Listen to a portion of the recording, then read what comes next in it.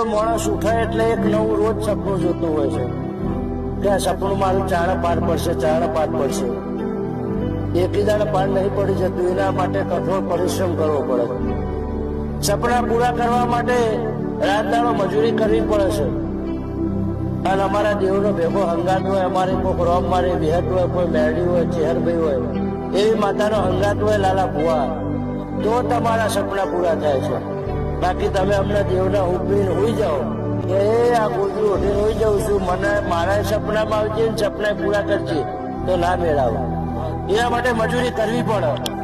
એ મારા દેવગતિની વાત એવી છે કે કદાચ તમારા જગતમાં દુનિયામાં તમારું રતી આગુ પાછું રહેતું હોય અને મારી પુનઃ સરકાઈ હોય તો હું મારામાંથી ભાગ કરી તમને હાવ કાદવમાં કીચડમાંથી ઊભા કરીને હાવ નવરાઈ ચોખ્ખા કરીને તમારું ચોખ્ખું કરી આવવાની જવાબદારી મારી વિહતની છે.